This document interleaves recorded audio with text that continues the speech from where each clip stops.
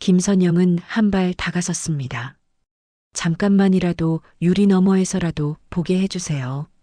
그녀의 목소리는 낮았지만 단단했습니다. 부탁이라기보다는 마지막 인사처럼 들렸습니다. 밖에서만 보세요. 김선영은 유리창 앞에 섰습니다. 여보. 잠시 숨을 고른 뒤 그녀는 다시 입을 열었습니다. 나 이제 다 알아. 나 지키려고 그랬다는 거. 나 혼자 남겨질까봐 무서웠다는 거. 그녀의 목소리는 떨렸지만 그 안에는 원망보다 이해가 더 많이 담겨 있었습니다. 유리창에 댄 손을 떼지 않은 채 마지막으로 속삭였습니다. 여보 고마워. 끝까지 나 생각해줘서. 결혼 후 10년 갑자기 강제로 이혼까지 당했던 김선영. 그녀는 남편과 대체 무슨 일이 있었던 걸까요? 안녕하세요. 여러분의 사연 담긴 여러 이야기들을 들려드리고 있는 인생 수필관입니다. 마지막 반전까지 숨막히는 이야기를 끝까지 들어보세요. 구독과 좋아요, 알림 설정은 영상 제작에 큰 힘이 됩니다. 자, 그럼 오늘의 사연 함께 들어보시죠. 김선영은 새벽 공기가 아직 차갑게 남아있을 때 눈을 떴습니다. 시계는 아직 알람이 울리기 전이었지만 그녀의 몸은 이미 깨어 있었습니다. 결혼 10년 동안 단 한 번도 흐트러진 적 없는 생활 리듬이었습니다. 그녀는 이불을 조심스럽게 걷어내고 일어나 방바닥에 놓인 슬리퍼를 신었습니다. 작은 소리에도 누군가 깰까 늘 조심하는 습관이 몸에 밴 지 오래였습니다. 부엌으로 나가 불을 켜자 어둠 속에서 오래된 집의 윤곽이 서서히 드러났습니다. 김선영은 쌀통을 열어 쌀을 씻고 냄비에 물을 올렸습니다. 국은 늘 같은 메뉴였습니다. 속을 편하게 해준다는 이유로 시어머니 이명숙이 고집하는 된장국이었습니다. 김선영은 국을 끓이면서도 간을 세게 하지 않았습니다. 조금 싱겁다는 말을 듣는 편이 짜다는 핀잔을 듣는 것보다 나았기 때문입니다. 거실에서는 텔레비전 뉴스 소리가 작게 흘러나오고 있었습니다. 앵커의 또렷한 목소리와는 달리 이 집의 공기는 늘 눌린 듯 무거웠습니다. 안방 쪽에서는 시어머니의 기침 소리가 간간히 들렸습니다. 그 소리를 들을 때마다 김선영은 자신도 모르게 어깨를 굳혔습니다. 괜히 늦게 나왔다가는 또 한마디를 들어야 할 것 같았습니다. 식탁 위에 반찬을 하나씩 올리며 김선영은 잠시 멈춰 섰습니다. 남편 박정호의 자리는 아직 비어 있었습니다. 요즘 그는 아침마다 늦게 일어났고 식탁에 앉는 횟수도 줄어들었습니다. 출근한다고 말은 했지만 예전처럼 바쁘게 움직이는 모습은 보이지 않았습니다. 그의 얼굴은 날이 갈수록 핏기가 없어졌고 눈 밑은 짙게 꺼져 있었습니다. 김선영은 그 변화를 느끼고 있었습니다. 아니, 느끼고도 애써 모른 척하고 있었습니다. 괜히 말을 꺼냈다가 괜찮다는 대답만 듣고 끝날 게 뻔했기 때문입니다. 박정호는 늘 그랬습니다. 아픈 것도 힘든 것도 혼자 견디는 사람처럼 행동했습니다. 어머님, 식사하세요. 김선영의 목소리는 최대한 평소처럼 담담했습니다. 이명숙은 아무 대답 없이 천천히 자리에서 일어나 식탁으로 나왔습니다. 그녀는 김선영이 차려놓은 상을 한번 훑어보듯 바라봤습니다. 반찬의 위치, 국의 색, 밥의 양까지 모두 점검하듯 보는 시선이었습니다. 이명숙은 아무 말 없이 숟가락을 들었습니다. 그 침묵이 김선영에게는 오히려 더 익숙했습니다. 칭찬은 한 번도 없었고 불만만 간간히 흘러나왔습니다. 그래도 김선영은 그 집에서 며느리답게 행동하는 것이 당연하다고 여겨왔습니다. 자신의 역할은 조용히 묵묵히 자리를 지키는 것이라 믿어왔습니다. 시아버지 박성호는 신문을 펼친 채 식탁에 앉아 있었습니다. 그는 신문 너머로 아무 말도 하지 않았고 늘 그랬듯 존재감만 남긴 채 침묵을 지켰습니다. 김선영은 그 침묵이 편할 때도 있었지만 때로는 더 잔인하게 느껴졌습니다. 누군가 말 한마디라도 해주길 바랄 때 그는 늘 아무것도 하지 않았기 때문입니다. 잠시 후 방문이 열리는 소리가 났습니다. 박정호가 천천히 거실로 나왔습니다. 그는 한 손에 커피잔을 들고 있었고 걸음은 유난히 느렸습니다. 김선영은 남편의 얼굴을 보는 순간 가슴이 살짝 내려앉는 느낌을 받았습니다. 그의 얼굴은 창백했고 입술은 바싹 말라 있었습니다. 여보, 밥은? 김선영이 말을 꺼내자 박정호는 고개를 저었습니다. 나중에 먹을게. 그의 목소리는 힘이 없었지만 더 묻지 말라는 기색이 분명했습니다. 김선영은 잠시 망설이다가 조심스럽게 말을 이었습니다. 요즘 많이 힘들어 보여요. 병원 한번 같이 가볼까요? 박정호는 잠시 김선영을 바라봤습니다. 그 눈빛에는 말로 설명하기 어려운 감정이 스쳐 지나갔습니다. 미안함인지 피로인지 아니면 포기 같은 것이었는지 김선영은 알 수 없었습니다. 괜찮아. 정말 괜찮아. 그는 그렇게 말하며 시선을 돌렸습니다. 그 짧은 대화 이후 식탁에는 다시 침묵이 내려앉았습니다. 김선영은 더 이상 말을 꺼내지 못했습니다. 이 집에서 그녀는 늘 분위기를 깨지 않는 쪽을 선택해왔습니다. 말하지 않음으로써 지켜지는 평화가 있다고 믿어왔기 때문입니다. 식사가 끝나갈 무렵 이명숙이 숟가락을 내려놓았습니다. 그리고 김선영을 똑바로 바라보며 말했습니다. 선영아, 오늘은 다 같이 모여서 할 말이 있다. 그 말은 낮고 차분했지만 이상하리만큼 차가웠습니다. 김선영의 손이 순간 멈췄습니다.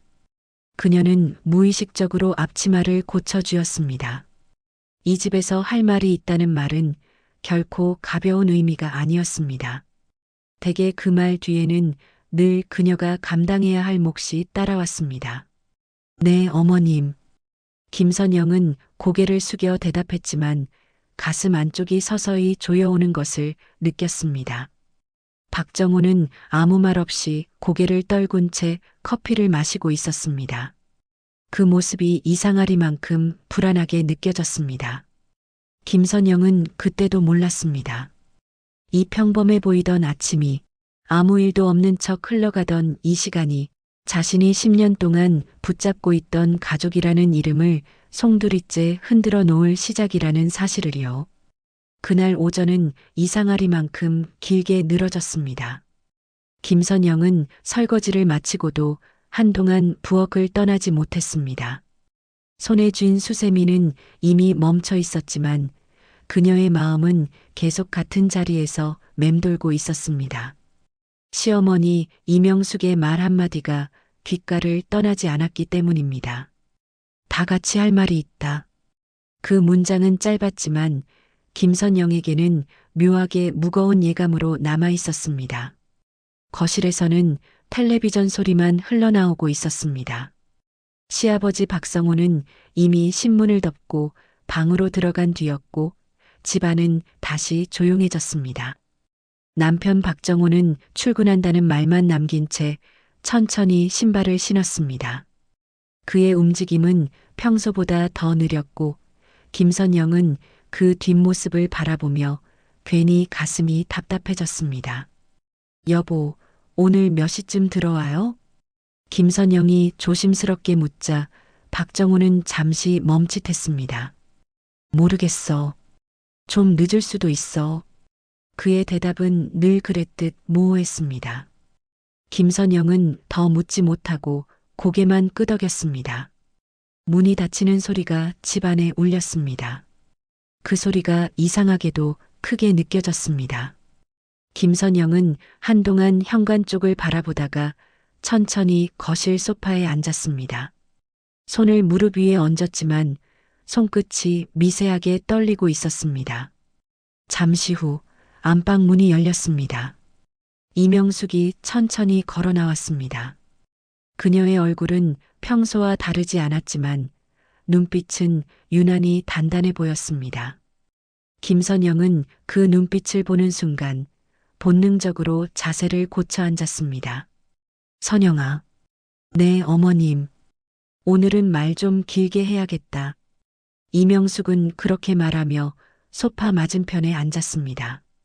김선영은 아무 말도 하지 못한 채 고개를 숙였습니다. 이 집에서는 늘 그렇게 시작됐습니다. 며느리는 듣는 사람이고 결정은 늘 다른 사람들의 몫이었습니다. 너도 알다시피 요즘 정우가 상태가 안 좋다. 이명숙의 말에 김선영의 심장이 순간 크게 뛰었습니다. 처음으로 남편의 상태에 대해 직접적인 말이 나온 순간이었습니다. 회사 일도 제대로 못 나가고 있고 집안 사정도 복잡해졌다. 김선영은 조심스럽게 입을 열었습니다. 어머님, 정우가 어디 많이 아픈 건가요? 그 질문은 떨리는 목소리로 겨우 나왔습니다. 이명숙은 잠시 김선영을 바라보다가 시선을 돌렸습니다. 그건 내가 알 필요 없다. 그 말은 단호했고 여지를 남기지 않았습니다. 김선영의 머릿속이 하얘졌습니다. 알 필요가 없다는 말은 이미 그녀가 이 문제의 중심에서 밀려나 있다는 뜻처럼 들렸습니다. 그래도 김선영은 쉽게 물러서지 않으려 애썼습니다. 그래도 저는 정우의 아내잖아요. 그 말에 이명숙의 표정이 미세하게 굳었습니다. 바로 그 문제다. 그녀는 낮은 목소리로 말을 이었습니다. 너와 정우, 이제 부부로 지내기엔 여러 가지로 무리가 많다. 김선영은 그 말의 의미를 바로 이해하지 못했습니다.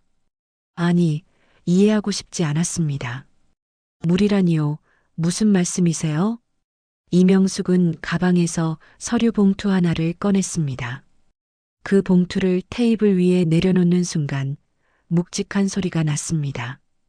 김선영의 시선은 자연스럽게 그 봉투로 향했습니다. 이혼 서류다. 그 말은 너무도 담담하게 나왔습니다. 마치 이미 오래전부터 정해진 일이라는 듯이요. 김선영은 한동안 아무 말도 하지 못했습니다. 귀에서 이혼이라는 단어만 계속 울렸습니다. 어머님, 이게 무슨 말씀이세요? 그녀의 목소리는 자신도 모르게 떨리고 있었습니다. 정우도 알고 있다. 이명숙은 그렇게 말하며 김선영의 반응을 지켜봤습니다. 이미 다 이야기 끝난 문제다.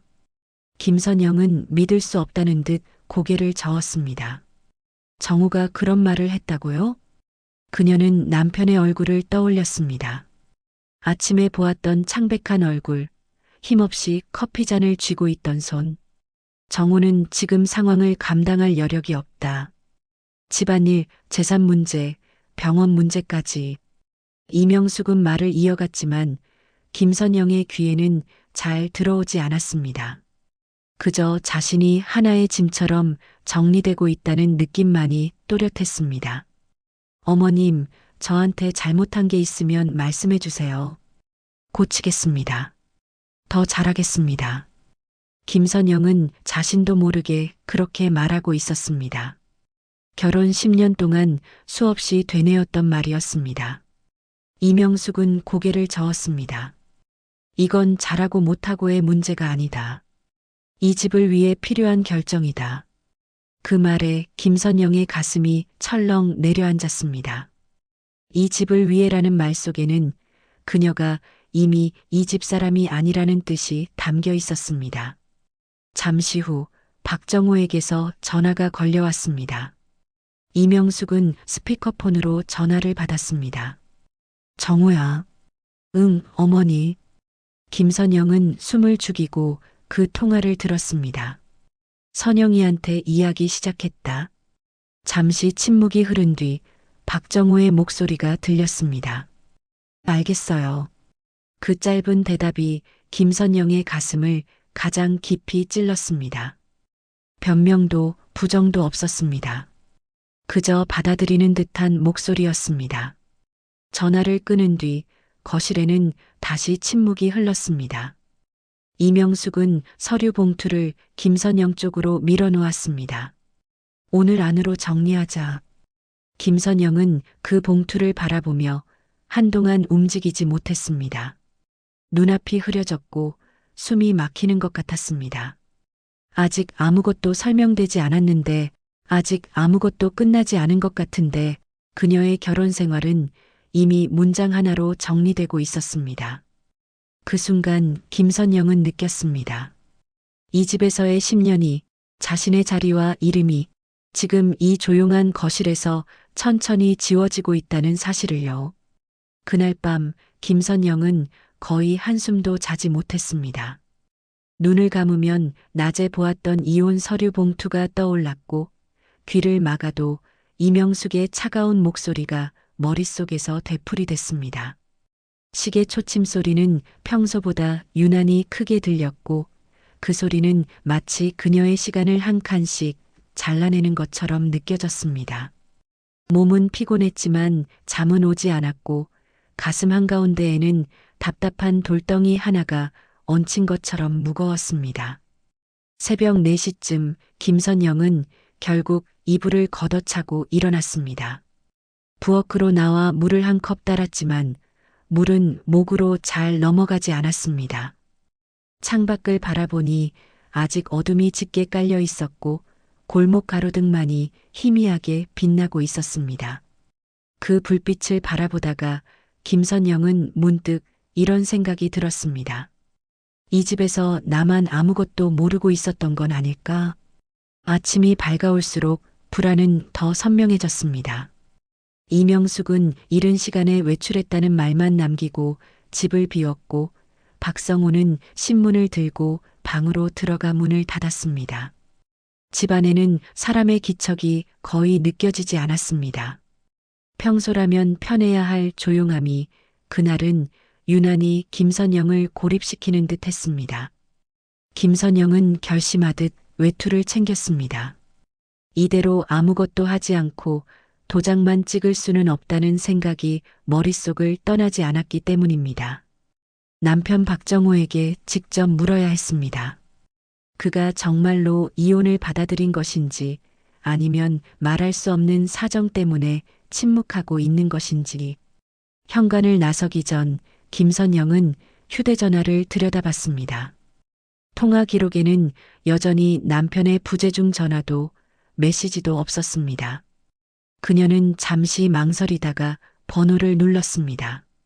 신호음이 몇 번 울리다 끊겼고 다시 걸어도 결과는 같았습니다. 김선영은 메시지를 남겼습니다. 정호야, 나야. 잠깐이라도 통화할 수 있을까? 제발.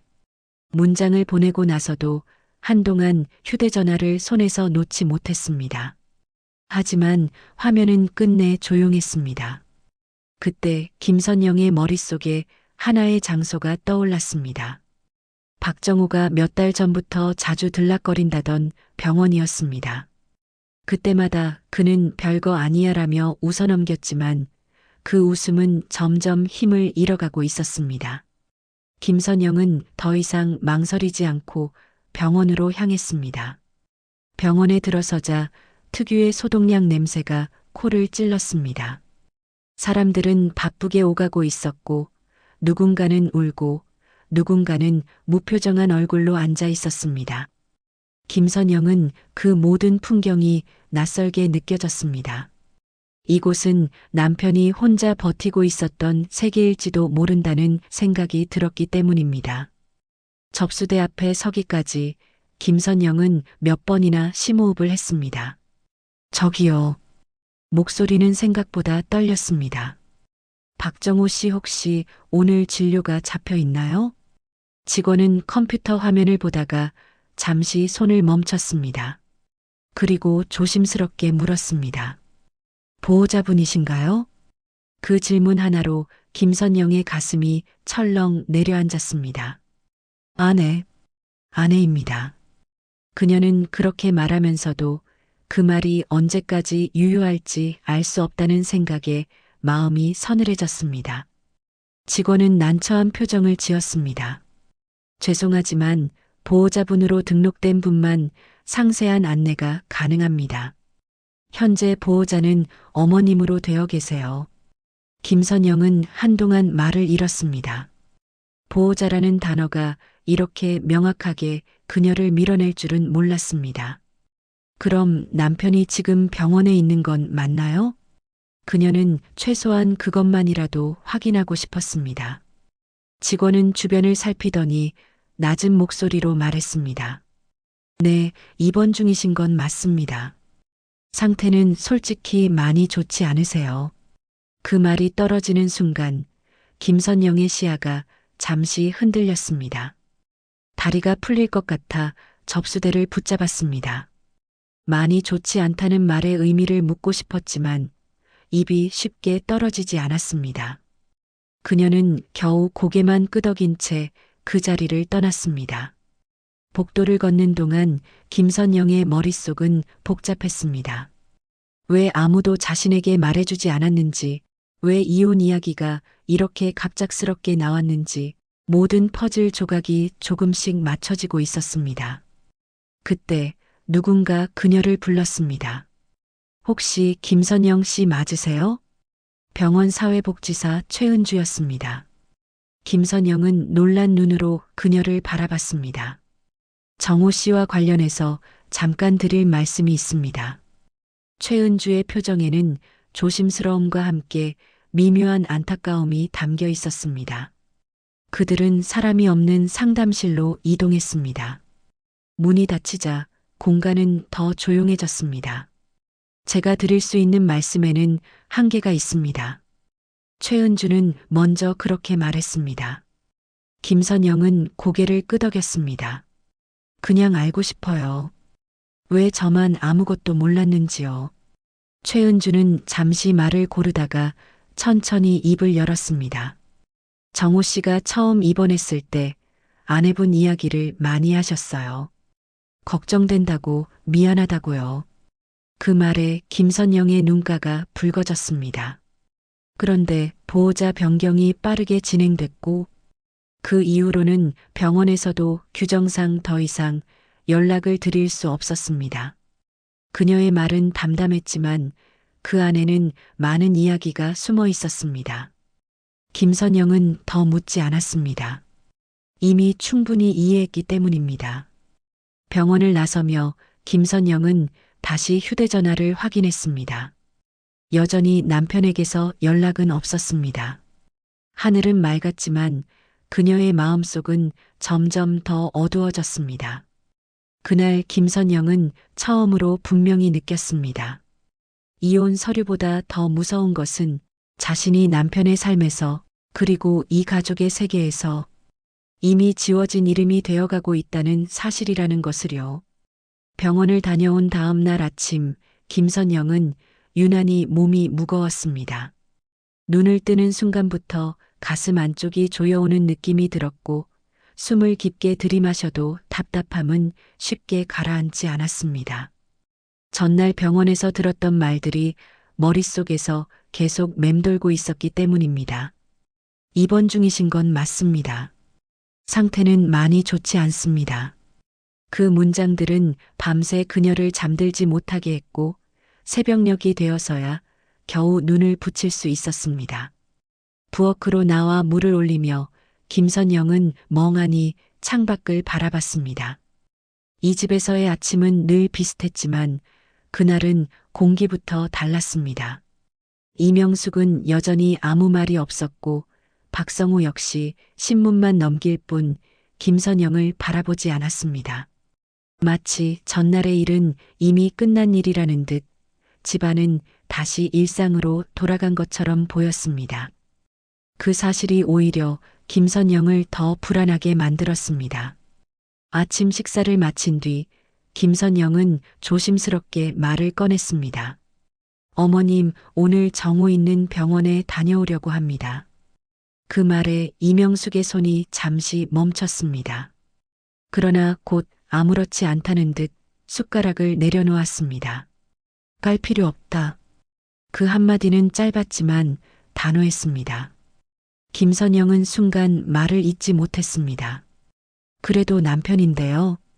그녀는 최대한 감정을 드러내지 않으려 애쓰며 말했습니다. 이명숙은 김선영을 똑바로 바라봤습니다. 그 시선에는 동요도 망설임도 없었습니다. 이제 내가 나설 일은 아니다. 그 말이 김선영의 가슴을 깊게 파고들었습니다. 이제라는 단어가 모든 것을 설명하는 것 같았습니다. 이미 정리된 사람, 이미 배제된 존재라는 뜻처럼 느껴졌습니다. 하지만 김선영은 물러서지 않았습니다. 한 번만이라도 얼굴을 보고 싶어요. 그녀의 목소리는 떨렸지만 간절함이 담겨 있었습니다. 이명숙은 잠시 침묵하다가 고개를 저었습니다. 괜히 가서 상황 복잡하게 만들지 말아라. 정우도 그걸 원하지 않는다. 그 말에 김선영은 숨이 막히는 것 같았습니다. 정우가 정말로 그렇게 말했는지 아니면 그렇게 말해줬는지 알 수 없었습니다. 하지만 더 묻는 것은 허락되지 않았습니다. 결국 김선영은 아무 말 없이 외투를 챙겼습니다. 이명숙의 시선이 등을 찌르는 듯 느껴졌지만 더 이상 신경 쓸 여유가 없었습니다. 그녀는 집을 나서며 마음속으로 여러 번 다짐했습니다. 문 앞에서 막히더라도 병실 문 앞까지는 가보겠다고요. 병원에 도착했을 때 김선영은 잠시 주저했습니다. 전날과 같은 복도, 같은 냄새였지만 오늘은 그 공간이 더 차갑게 느껴졌습니다. 그녀는 안내 데스크를 지나 병동으로 향했습니다. 엘리베이터 안에서 거울에 비친 자신의 얼굴을 보며 김선영은 잠시 멈춰 섰습니다. 눈은 충혈돼 있었고 얼굴은 눈에 띄게 수척해져 있었습니다. 병실 앞에 도착했을 때 김선영은 걸음을 멈췄습니다. 문 앞에는 면회 제한이라는 안내 문구가 붙어 있었습니다. 그 문구 하나가 그녀와 남편 사이에 놓인 벽처럼 느껴졌습니다. 잠시 후 병실 문이 열리며 간호사가 나왔습니다. 혹시 면회 오셨어요? 김선영은 고개를 끄덕였습니다. 박정우 환자 보호자입니다. 그 말은 여전히 입에 붙지 않았습니다. 간호사는 차트를 확인한 뒤 고개를 저었습니다. 죄송하지만 현재 보호자분 외에는 면회가 어렵습니다. 보호자분 성함이 이명숙님으로 되어 있네요. 그 말을 듣는 순간 김선영의 마음이 무너져 내렸습니다. 이미 알고 있었지만 다시 확인하는 과정은 늘 아팠습니다. 잠깐만이라도 안 될까요? 그녀는 간신히 말을 이었습니다. 유리창 너머에서라도 보고 싶어요. 간호사는 난처한 표정을 지었습니다. 규정이라서요. 그 짧은 대답은 더 이상의 대화를 막아버렸습니다. 김선영은 병실 문 앞에서 한동안 움직이지 못했습니다. 문 너머에는 남편이 누워 있고 문 앞에는 자신이 서 있었습니다. 단 한 장의 문이 법과 규정이라는 이름으로 모든 것을 가르고 있었습니다. 그때 복도 끝에서 익숙한 목소리가 들려왔습니다. 선영 씨, 최은주였습니다. 그녀는 주변을 살피며 김선영에게 다가왔습니다. 여기서 오래 계시면 곤란해요. 어머님이 곧 오실 겁니다. 그 말에 김선영의 가슴이 철렁 내려앉았습니다. 정우 씨 많이 안 좋은 건가요? 김선영은 결국 참지 못하고 물었습니다. 최은주는 잠시 망설이다가 조심스럽게 고개를 끄덕였습니다. 의식이 거의 없으세요. 지금은 반응을 기대하기 어려운 상태입니다. 그 말에 김선영은 입술을 꼭 깨물었습니다. 지금 이 순간에도 남편은 자신을 알아볼 수 없을지도 모른다는 생각이 들었습니다. 그녀는 병실 문을 바라보며 속으로 중얼거렸습니다. 그래도 여기는 와야 했어. 잠시 후 복도 끝에서 이명숙의 모습이 보였습니다. 그녀는 빠른 걸음으로 다가와 김선영을 노려봤습니다. 여기서 뭐 하는 거냐? 그 목소리는 낮았지만 분명히 화가 담겨 있었습니다.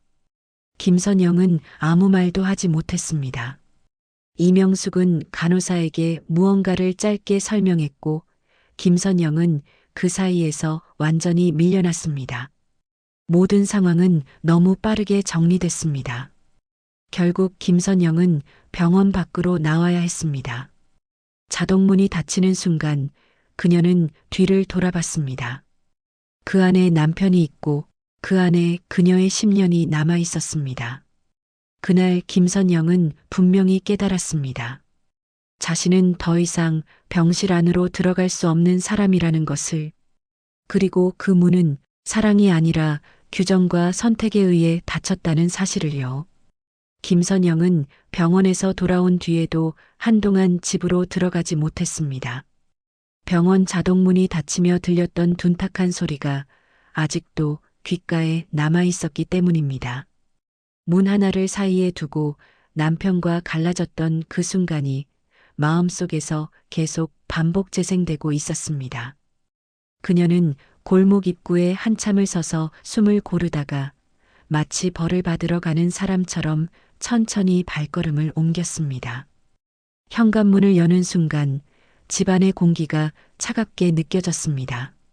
늘 익숙했던 공간이었지만 그날은 낯설었습니다. 신발장 위에는 이명숙의 가방과 함께 서류 봉투 하나가 놓여 있었습니다. 전날 거실 테이블 위에 올려져 있던 바로 그 봉투였습니다. 김선영은 그 봉투를 보는 것만으로도 속이 울렁거렸습니다. 겉옷을 벗지도 못한 채 거실에 서 있던 김선영 앞에 안방문이 열렸습니다. 이명숙이 천천히 걸어 나왔습니다. 그녀의 표정에는 분노도 당황도 없었습니다. 마치 이미 모든 상황이 정리된 사람처럼 단단하고 차분해 보였습니다. 거기까지 갔더라. 이명숙의 말은 질문이 아니었습니다. 김선영은 고개를 끄덕였습니다. 네. 한 번만이라도 보고 싶었습니다. 그 말에 이명숙은 짧게 숨을 내쉬었습니다. 그래서 뭐가 달라졌니? 그 말은 김선영의 가슴을 깊게 찔렀습니다. 달라진 건 없습니다. 김선영은 솔직하게 말했습니다. 그래도 제 눈으로 확인은 해야 했습니다. 아무것도 모르고 도장 찍을 수는 없었습니다. 이명숙은 잠시 김선영을 바라보다가 고개를 저었습니다. 괜히 감정만 상하게 만들었구나. 정우도 그런 걸 원하지 않는다. 김선영은 그 말에 더 이상 참지 못했습니다. 어머님, 정우가 직접 저한테 그렇게 말한 적 있습니까? 전화도 안 받고 메시지도 안 읽고 제가 직접 들은 말이 하나도 없습니다. 잠시 침묵이 흘렀습니다. 이명숙은 김선영의 시선을 피하지 않았습니다. 정우는 지금 판단할 여력이 없다. 그래서 어른들이 대신 결정한 거다. 그 말은 너무도 당당했습니다. 김선영은 순간 숨이 막히는 느낌을 받았습니다. 아내로서, 가족으로서 의견을 묻지 않은 것이 아니라 애초에 물어볼 필요조차 없는 사람으로 분류됐다는 사실이 선명해졌기 때문입니다. 그날 저녁 박성우와 박준식까지 거실에 모였습니다. 이 집에서 중요한 이야기가 있을 때면 늘 그랬듯 김선영은 가장 끝자리에 앉았습니다. 말을 하지 않아도 이미 자신의 위치가 정해진 자리였습니다. 박준식이 먼저 입을 열었습니다. 형 상태가 생각보다 많이 안 좋아요. 그는 김선영을 보지 않고 말을 이었습니다. 병원비도 그렇고 앞으로 상황이 길어질 겁니다. 김선영은 그 말이 왜 지금 나오는지 직감적으로 알 수 있었습니다. 그래서 이혼을 하자는 겁니까? 그녀의 목소리는 낮았지만 단단했습니다. 박준식은 잠시 머뭇거리다가 고개를 끄덕였습니다. 이건 감정의 문제가 아닙니다. 현실적인 판단이에요. 그 말에 김선영의 입꼬리가 미세하게 떨렸습니다. 현실이라면 저는 그동안 뭘 하며 살아온 겁니까? 거실 안이 조용해졌습니다. 박성호는 신문을 접어 무릎 위에 올려놓았지만 여전히 아무 말도 하지 않았습니다. 그 침묵은 동의처럼 느껴졌습니다. 이명숙이 다시 입을 열었습니다. 너도 알다시피 정우 앞으로 된 재산이 있다. 그게 괜히 복잡해질 필요는 없지 않겠니? 김선영은 그제야 모든 퍼즐이 맞춰지는 느낌을 받았습니다. 이혼은 남편의 뜻도 자신의 잘못도 아니었습니다. 오직 정리의 문제였습니다. 병든 아들을 둘러싼 재산과 책임을 깔끔하게 나누기 위한 선택이었습니다. 그러니까 김선영의 목소리가 떨렸습니다. 제가 있으면 불편하다는 말씀이십니까? 이명숙은 잠시 망설이다가 고개를 끄덕였습니다. 정우한테도 우리 집에도. 그 말에 김선영의 눈앞이 흐려졌습니다. 10년 동안 이 집에서 버텨온 시간들이 한순간에 의미를 잃는 것 같았습니다. 아플 때마다 병원에 모시고 다녔던 날들, 명절마다 친정 대신 시댁을 먼저 챙겼던 순간들, 그 모든 것이 불편함이라는 단어 하나로 정리되고 있었습니다. 그날 밤 김선영은 방에 혼자 앉아 옷장을 열었습니다. 짐을 싸라는 말은 아직 나오지 않았지만 공기는 이미 그렇게 흘러가고 있었습니다. 옷 한 벌, 가방 하나마다 이 집에서의 시간이 묻어 있었습니다. 그녀는 그것들을 하나하나 바라보다가 결국 주저앉았습니다. 그 순간 휴대전화가 울렸습니다. 낯선 번호였습니다. 김선영은 망설이다가 전화를 받았습니다. 김선영 씨 맞으시죠? 병원 사회복지사 최은주의 목소리였습니다. 정우 씨 관련해서 확인하셔야 할 기록이 하나 있습니다. 그 말에 김선영의 심장이 크게 뛰었습니다. 무슨 기록입니까? 최은주는 잠시 말을 고르듯 침묵하다가 조심스럽게 말했습니다. 정우 씨가 치료 초기에 남긴 개인 기록입니다. 지금 상황과는 조금 다른 내용입니다. 전화를 끊고도 김선영은 한동안 움직이지 못했습니다. 무너진 자리 아래에서 아직 완전히 끝나지 않은 무언가가 숨쉬고 있다는 예감이 들었기 때문입니다. 그날 밤 김선영은 처음으로 분명히 깨달았습니다. 자신이 이 집에서 밀려난 것은 우연이 아니라 철저히 계산된 선택이었다는 것, 그리고 그 선택의 중심에는 사랑이 아니라 숫자와 책임이 있었다는 사실을요. 김선영은 그날 밤 거의 한숨도 자지 못했습니다. 눈을 감으면 병원 사회복지사 최은주의 목소리가 또렷하게 떠올랐고 그 목소리는 새벽 공기처럼 차갑게 마음을 스쳤습니다. 치료 초기에 남긴 개인 기록입니다. 그 말은 마치 문장 하나로 봉인된 방의 자물쇠를 여는 소리처럼 들렸습니다. 김선영은 이불을 끌어당겼다가 다시 밀어내며 천장을 오래 바라봤습니다. 시계 초침 소리는 어김없이 시간을 쪼개고 있었고 그 소리마다 그녀의 심장은 조금씩 내려앉았습니다. 결혼 10년 동안 김선영은 남편 박정호가 중요한 이야기를 늘 혼자 삼키는 사람이라는 걸 알고 있었습니다. 아프다는 말 대신 괜찮다를 먼저 꺼내는 사람, 힘들다는 말 대신 웃음으로 넘기는 사람이었습니다.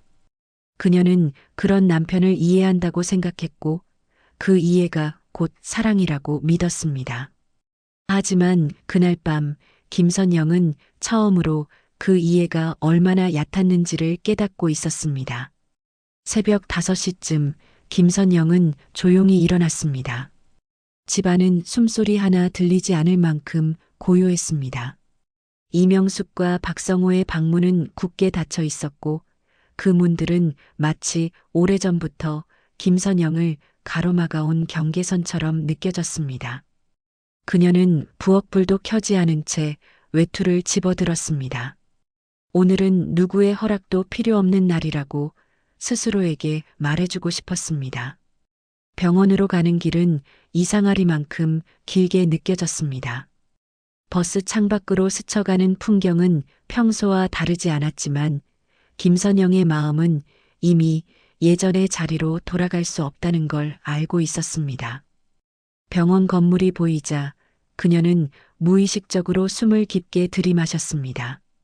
며칠 전부터 반복해서 드나들던 공간이었지만 오늘은 또 다른 문턱처럼 느껴졌습니다. 상담실 문을 열고 들어가자 최은주가 조용히 고개를 끄덕였습니다. 와주셔서 감사합니다. 그 말은 형식적이었지만 눈빛에는 분명한 배려가 담겨 있었습니다. 김선영은 의자에 앉아 두 손을 무릎 위에 얹었습니다. 손끝이 차가웠고 그 차가움은 마음속까지 번져 있었습니다. 제가 드릴 수 있는 말씀은 많지 않습니다. 최은주는 늘 그렇듯 먼저 선을 그었습니다. 그래도 김선영 씨가 알아야 할 이야기라고 생각했습니다. 그녀는 서류 봉투 하나를 테이블 위에 올려놓았습니다. 봉투가 닿는 소리는 작았지만 김선영에게는 유난히 크게 들렸습니다. 정호 씨가 치료를 시작했을 때, 아직 판단 능력이 분명했을 때 작성한 기록입니다. 법적인 효력은 없습니다. 그렇지만 정호 씨의 의사는 분명히 담겨 있습니다. 김선영은 한동안 봉투를 바라보기만 했습니다. 그 안에 무엇이 들어있는지 알 것 같으면서도 막상 열어볼 용기가 나지 않았습니다. 지금까지 너무 많은 진실이 그녀를 벼랑 끝으로 몰아왔기 때문입니다. 제가 봐도 되는 겁니까? 김선영의 목소리는 생각보다 낮았습니다. 최은주는 고개를 끄덕였습니다. 정호 씨가 원했던 겁니다. 김선영은 조심스럽게 봉투를 열었습니다. 안에는 몇 장의 종이가 들어 있었고 글씨는 또박또박했지만 군데군데 힘이 빠져 있었습니다. 그 글씨를 보는 순간 김선영의 가슴이 철렁 내려앉았습니다. 박정호의 글씨였습니다. 결혼 초 냉장고에 붙여두곤 했던 메모와 똑같은 글씨체였습니다. 첫 장에는 날짜가 적혀 있었습니다. 이혼 이야기가 나오기 훨씬 이전의 날짜였습니다. 김선영은 그 사실만으로도 눈이 뜨거워졌습니다. 병이 더 나빠지면 선영이를 끌어들이고 싶지 않다. 아무것도 모른 채 평범하게 살았으면 좋겠다. 김선영은 종이를 내려놓고 잠시 눈을 감았습니다. 그 문장들은 변명도 미사여구도 없었지만 그 어떤 말보다 무거웠습니다. 남편은 끝까지 자신을 지우는 방식으로 아내를 지키려 했던 것입니다. 최은주는 조심스럽게 말을 이었습니다. 정호 씨는 치료비와 이후 상황을 많이 걱정했습니다. 아내분에게 부담이 되는 걸 가장 두려워했어요. 김선영은 아무 말도 하지 못했습니다. 머릿속에서는 그동안 떠올리지 않으려 했던 장면들이 하나둘씩 이어졌습니다. 아침마다 말없이 커피만 마시던 모습, 병원 이야기를 꺼내면 화제를 돌리던 태도, 그리고 이혼 이야기가 나왔을 때 보였던 그 침묵. 그 침묵은 무책임이 아니라 선택이었습니다. 아내를 보호하기 위한 잘못된 방식의 선택이었습니다. 그런데 최은주는 말을 멈췄다가 조심스럽게 이어갔습니다. 보호자 변경이 이뤄지면서 이 기록은 더 이상 고려되지 않았습니다. 결정권은 전부 어머님께 넘어갔고요. 김선영은 고개를 끄덕였습니다. 이미 알고 있던 사실이었지만 이렇게 확인하는 과정은 또 다른 상처였습니다. 그래도 알려주셔서 감사합니다. 그녀는 간신히 그렇게 말했습니다. 상담실을 나와 병원 복도를 걷는 동안 김선영의 발걸음은 무거웠습니다. 하지만 마음 한쪽에서는 이상하리만큼 조용한 확신이 생겨나고 있었습니다. 남편이 자신을 버린 것이 아니라는 것, 이혼이 사랑의 부정이 아니라 왜곡된 보호였다는 사실 말입니다. 김선영은 다시 병실 앞에 섰습니다. 여전히 문은 닫혀 있었고 면회 제한 안내문은 그대로 붙어 있었습니다.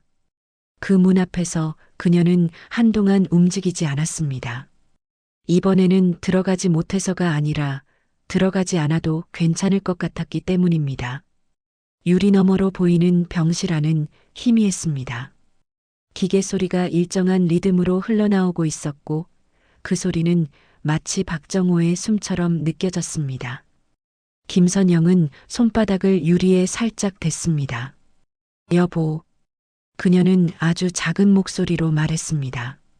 이제 알겠어. 당신이 왜 아무 말도 못했는지. 그 말은 병실 안까지 닿지 않았을지도 모릅니다. 하지만 김선영의 마음속에서는 무언가 분명히 바뀌고 있었습니다. 원망은 슬픔으로, 분노는 이해로 천천히 바뀌고 있었습니다. 병원을 나서며 김선영은 하늘을 올려다봤습니다. 며칠 전과 같은 하늘이었지만 오늘은 조금 다르게 보였습니다. 상처는 여전히 깊었고 앞날은 여전히 불투명했지만 적어도 이제 그녀는 자신이 버려진 존재가 아니라는 사실을 알고 있었습니다. 그날 김선영은 깨달았습니다. 지워진 이름 뒤에 남아있던 것이 침묵이 아니라 사랑이었다는 것, 그리고 이 늦은 진실이 곧 다가올 더 큰 충돌과 선택을 견디게 할 힘이 될 것이라는 사실을요. 김선영은 병원 자동문 앞에서 한참을 서 있었습니다. 문은 몇 초 간격으로 열리고 닫혔고 그때마다 차가운 공기가 안팎으로 흘러나왔습니다. 사람들은 각자의 사연을 안고 무심히 지나갔지만 김선영에게 그 문은 쉽게 넘을 수 없는 경계처럼 느껴졌습니다. 며칠 전까지만 해도 그녀는 이 문을 넘는 것조차 허락받아야 하는 사람이었습니다. 그리고 그 사실이 다시 한번 가슴을 죄어왔습니다. 벤치에 앉아 가방을 열자 최은주에게서 받은 기록이 눈에 들어왔습니다. 얇은 종이 몇 장이었지만 그 안에는 지난 10년보다 무거운 시간이 담겨 있었습니다. 김선영은 조심스럽게 종이를 다시 꺼내 읽었습니다. 이미 외워버린 문장이었지만 다시 확인하지 않으면 마음이 놓이지 않았습니다. 선영이는 아무것도 모른 채 다치지 않았으면 좋겠다. 그 문장은 매번 그녀의 가슴을 천천히 긁어내렸습니다. 그때 병원 안쪽에서 안내방송이 울렸습니다. 차분한 목소리로 병실 번호가 불렸고 그 번호는 김선영에게 너무도 익숙했습니다. 박정호의 병실이었습니다. 그 이름을 직접 부르지 않아도 그녀는 단번에 알아챘습니다. 김선영은 무릎 위에 올려둔 손을 꼭 쥐었습니다. 이번에는 망설이지 않았습니다. 막힐 수도 있다는 걸 알고 있었지만 그럼에도 가야 했습니다. 이제는 붙잡고 싶은 마음 때문이 아니라 끝을 직접 마주해야 한다는 책임감 때문이었습니다. 김선영은 천천히 병동 쪽으로 걸어갔습니다. 병동 복도는 유난히 조용했습니다. 간호사들의 발걸음 소리와 기계음만이 일정한 리듬으로 이어지고 있었습니다. 김선영은 병실 앞에서 멈춰 섰습니다. 여전히 면회 제한이라는 문구가 붙어 있었지만 이제 그 문구는 그녀를 쫓아내지 못했습니다. 그 문은 이미 그녀의 마음속에서 여러 번 열리고 닫힌 뒤였기 때문입니다. 그때 병실 문이 열리며 이명숙이 나왔습니다. 그녀의 얼굴은 눈에 띄게 수척해져 있었고 평소의 단단함은 많이 무너져 있었습니다. 김선영과 눈이 마주친 순간 이명숙은 잠시 말을 잃었습니다. 두 사람 사이에는 설명하지 않아도 되는 시간이 흐르고 있었습니다. 또 왔구나. 이명숙의 목소리는 낮았고 이전처럼 날카롭지 않았습니다. 김선영은 고개를 끄덕였습니다. 오늘은 그냥 돌아갈 수가 없었습니다. 이명숙은 잠시 병실 안쪽을 돌아봤습니다. 정우가 오늘 상태가 많이 나빠졌다. 의식은 거의 없고 반응도 없다. 그 말은 담담했지만 김선영의 가슴을 깊게 내려쳤습니다. 김선영은 한 발 다가섰습니다. 잠깐만이라도 유리 너머에서라도 보게 해주세요. 그녀의 목소리는 낮았지만 단단했습니다. 부탁이라기보다는 마지막 인사처럼 들렸습니다. 이명숙은 잠시 망설이다가 고개를 끄덕였습니다. 간호사를 불러 짧게 이야기를 나눴고 간호사는 잠시 고민하다 허락했습니다. 밖에서만 보세요. 김선영은 유리창 앞에 섰습니다.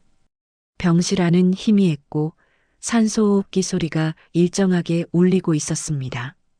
박정호는 침대에 누운 채 거의 움직이지 않았습니다. 그 모습은 김선영이 기억하던 남편과는 너무 달랐습니다. 김선영은 유리에 손바닥을 대고 아주 조용히 말했습니다. 여보. 그 한마디에 목이 메어 더 이상 말을 잇지 못했습니다. 잠시 숨을 고른 뒤 그녀는 다시 입을 열었습니다. 나 이제 다 알아. 왜 아무 말도 못했는지. 박정호는 아무 반응이 없었지만 김선영은 말을 멈추지 않았습니다. 나 지키려고 그랬다는 거. 나 혼자 남겨질까봐 무서웠다는 거. 그녀의 목소리는 떨렸지만 그 안에는 원망보다 이해가 더 많이 담겨 있었습니다. 병실 밖에서 이명숙은 그 모습을 지켜보고 있었습니다. 한동안 아무 말도 하지 않던 그녀가 마침내 입을 열었습니다. 정우가 처음 쓰러졌을 때 내 얘기를 제일 먼저 했다. 김선영은 놀란 눈으로 고개를 돌렸습니다. 이명숙은 고개를 숙인 채 말을 이었습니다. 자기 때문에 내 인생까지 망가질까봐 겁난다고 했다. 그래서 내가 그 길을 막아버렸다. 그 말은 변명이 아니었습니다. 고백에 가까웠습니다. 이명숙의 어깨가 미세하게 떨리고 있었습니다. 잘한 줄 알았다. 어른으로서, 엄마로서. 그게 정우를 지키는 길이라고 생각했다.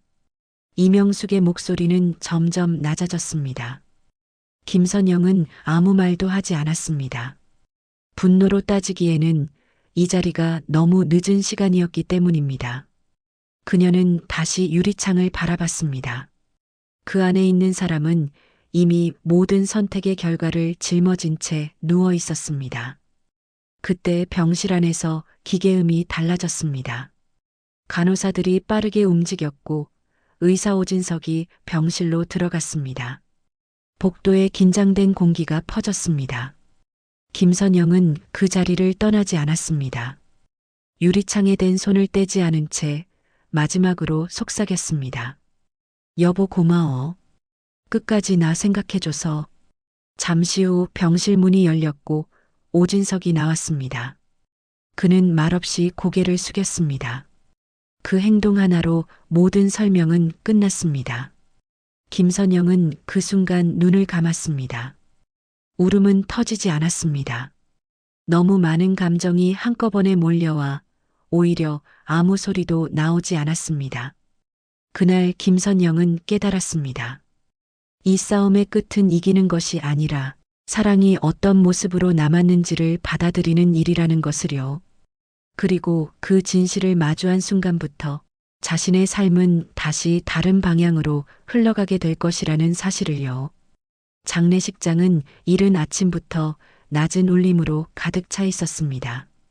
검은 정장을 입은 사람들이 하나둘 모여들었고 바닥에 깔린 카펫 위로 조심스러운 발걸음이 이어졌습니다. 국화향은 공기 속에 묵직하게 내려앉아 있었고 그 향은 마치 이 공간에서 벗어나지 말라고 붙잡는 것처럼 느껴졌습니다. 김선영은 장례식장 건물 앞에서 한참을 서 있었습니다. 자동문 너머로 보이는 사람들의 모습이 유리창에 비치며 흐릿하게 겹쳐졌고 그 모습은 현실 같지 않았습니다. 이제 누구도 그녀를 쫓아내지 않았지만 그렇기에 더 쉽게 들어갈 수 없었습니다. 이 문을 넘는 순간 지난 10년의 삶이 완전히 과거가 되어버린 것 같았기 때문입니다. 김선영은 깊게 숨을 들이마신 뒤 천천히 안으로 들어갔습니다. 영정 사진 앞에 놓인 검은 리본과 하얀 국화들이 눈에 들어왔습니다. 사진 속 박정호는 병실에서 보았던 마지막 모습과 달리 평온한 얼굴을 하고 있었습니다. 아무 걱정도 아무 고통도 없는 얼굴이었습니다. 그 얼굴을 바라보는 순간 김선영의 가슴 안에서 무언가가 조용히 무너져 내렸습니다. 울음은 나오지 않았지만 숨이 잠시 막히는 느낌이 들었습니다. 조문객들 사이에서 김선영은 자연스럽게 가장자리로 밀려났습니다. 상주 명단 어디에도 그녀의 이름은 없었습니다. 법적으로는 이미 남남이었고 그 사실은 이 공간에서 명확한 선으로 존재하고 있었습니다. 누군가는 그녀를 알아보고 잠시 시선을 주었지만 곧 고개를 돌렸습니다. 그 무관심이 오히려 김선영에게는 편안했습니다. 이제는 설명도 해명도 필요 없었기 때문입니다. 분향을 마친 뒤 김선영은 조용히 한 발 물러서 자리를 지켰습니다. 그때 이명숙이 천천히 다가왔습니다. 하루 사이에 그녀는 눈에 띄게 늙어 보였습니다. 어깨는 더 내려앉았고 눈빛에는 예전의 냉정함 대신 깊은 피로와 공허함이 자리 잡고 있었습니다. 선영아. 이명숙은 몇 번이나 입을 열었다 닫았다가 겨우 이름을 불렀습니다. 김선영은 고개를 들었습니다. 어머님. 그 짧은 호칭에는 더 이상 원망도 기대도 담겨 있지 않았습니다. 그저 오랜 시간 얽혀있던 관계의 끝자락이 느껴질 뿐이었습니다. 이명숙은 조심스럽게 봉투 하나를 내밀었습니다. 정우가 남긴 걸 이제야 다 확인했다. 김선영은 잠시 망설이다가 봉투를 받았습니다. 손에 쥔 봉투는 얇았지만 이상하리만큼 무겁게 느껴졌습니다. 이제는 어떤 서류도 두려웠지만 동시에 피할 수 없다는 것도 알고 있었습니다. 두 사람은 조문객들의 시선을 피해 조용한 상담실로 자리를 옮겼습니다. 문이 닫히자 장례식장의 소음이 한순간에 차단되었습니다. 이명숙은 봉투를 열어 안에 들어있던 종이들을 테이블 위에 놓았습니다. 그중 몇 장은 병원 기록이었고 나머지는 박정호의 손글씨로 채워진 메모였습니다. 정우가 끝까지 바꾸려고 했던 게 있다. 이명숙의 목소리는 떨렸습니다. 보호자도 연락처도 전부 내 이름으로. 김선영은 그 말을 듣는 순간 시선을 떨구었습니다. 이미 알고 있다고 생각했지만 직접 듣는 것은 또 다른 무게로 다가왔습니다. 남편은 끝까지 자신을 지우지 않았고 오히려 세상과 연결된 마지막 끈으로 남겨두려 했다는 사실이 가슴 깊이 파고들었습니다. 내가 막았다. 이명숙은 고개를 숙인 채 말을 이었습니다. 그땐 그게 옳다고 생각했다. 정우를 살리는 길이라고, 내 인생까지 망치지 않는 길이라고. 김선영은 한참 동안 아무 말도 하지 않았습니다. 지금 와서 누군가를 탓한다고 달라질 것은 없다는 걸 알고 있었기 때문입니다. 그녀는 테이블 위에 놓인 종이들을 천천히 정리해 다시 봉투에 넣었습니다. 어머님. 김선영은 조용히 입을 열었습니다. 정우는 마지막까지 저를 생각했어요. 그 마음만으로도 저는 충분합니다. 그 말에 이명숙의 어깨가 크게 흔들렸습니다. 그녀는 더 이상 말을 잇지 못하고 고개를 숙였습니다. 눈물이 봉투 위로 떨어졌고 김선영은 그 모습을 말없이 바라봤습니다. 이제는 미워할 힘도 따질 이유도 남아있지 않았습니다. 장례가 모두 끝난 뒤 김선영은 혼자 낙골당으로 향했습니다. 사람들이 떠난 뒤의 공간은 유난히 조용했고 그 고요함 속에서 그녀는 처음으로 남편과 단둘이 남은 기분이 들었습니다. 작은 사진과 이름이 새겨진 공간 앞에서 김선영은 오래 서 있었습니다. 여보. 아주 낮은 목소리로 이름을 불렀습니다. 이제야 제대로 인사하네. 잠시 침묵이 흐른 뒤 그녀는 다시 말했습니다. 당신이 나 지키려고 했다는 거 다 알아. 그래서 더 이상 원망하지 않을게. 그 말은 작별이자 다짐이었습니다. 김선영은 천천히 고개를 숙였다가 다시 들었습니다. 눈물은 흘렀지만 울음은 터지지 않았습니다. 이별이 아니라 남겨진 삶을 받아들이는 순간이었기 때문입니다. 며칠 뒤 김선영은 작은 원룸으로 이사를 했습니다. 낡았지만 햇볕이 잘 드는 방이었습니다. 짐이라고 해봐야 몇 개의 상자뿐이었지만 그 상자 하나하나에 지난 시간이 담겨 있었습니다. 짐을 풀다 말고 김선영은 바닥에 주저앉아 한참을 멍하니 있었습니다. 이제는 누구의 눈치도 보지 않아도 되는 공간이라는 사실이 쉽게 믿기지 않았기 때문입니다. 책상 위에는 박정호의 기록 사본이 놓여 있었습니다. 김선영은 그 종이를 서랍 깊숙이 넣었습니다. 이제 그것은 상처가 아니라 자신이 분명히 사랑받았다는 증거였습니다. 해가 저물 무렵 김선영은 창가에 서서 붉게 물든 하늘을 바라봤습니다. 하루가 그렇게 조용히 끝나고 있었습니다. 삶은 여전히 불완전했고 외로움은 쉽게 사라지지 않을 것입니다. 하지만 김선영은 알고 있었습니다. 자신은 쫓겨난 며느리가 아니라 끝까지 사랑받았던 아내였다는 것을요. 그리고 그 사실 하나만으로도 남겨진 사람의 삶은 다시 시작될 수 있다는 것을 그녀는 이제 믿을 수 있었습니다.